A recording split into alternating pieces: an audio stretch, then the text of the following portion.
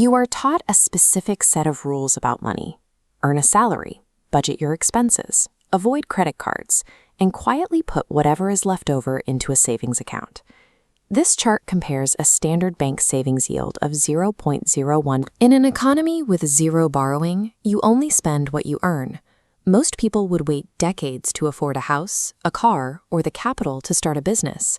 Consumption drops, production slows, and the system crawls to a halt. Debt acts as a financial time machine.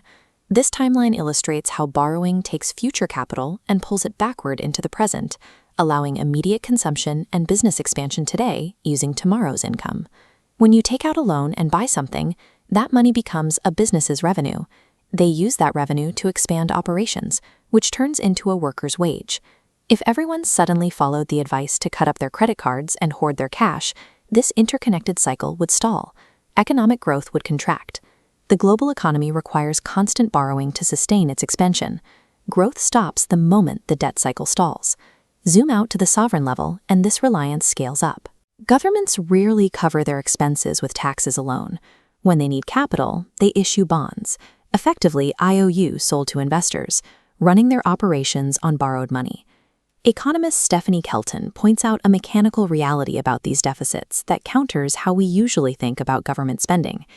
Because of dual entry accounting, every dollar the government borrows and spends goes into the non-government economy. The government's deficit creates the private sector's financial surplus.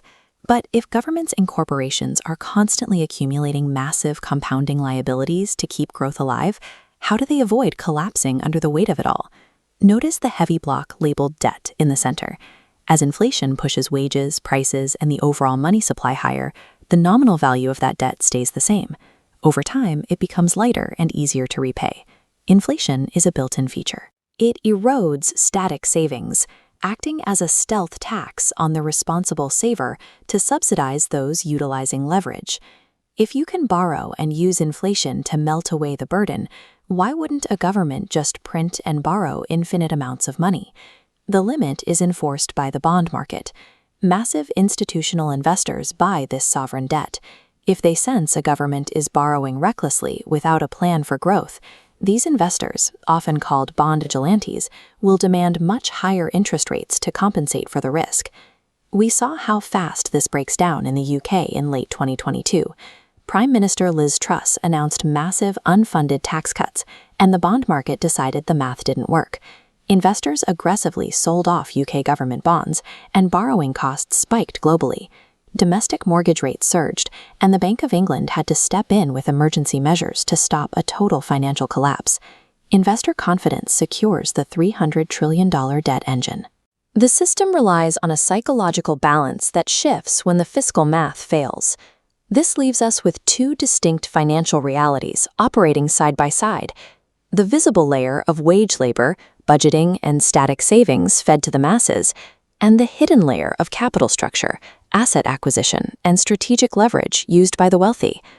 The working class holds wages, which are eroded by inflation, and high-interest consumer debt, which traps them.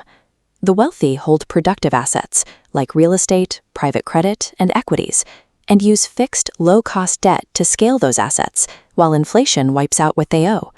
A mechanical advantage creates this massive gap in outcomes. It originates from the knowledge of how leverage and time interact. As global sovereign debt continues to balloon, governments will rely on inflation to keep their ledgers intact. If you stick to the default financial path, your purchasing power will be harvested to keep that broader system afloat. You can remain a passenger in an economy designed to extract your value, or you can learn the rules, acquire assets, and put the mechanics of leverage to work for yourself.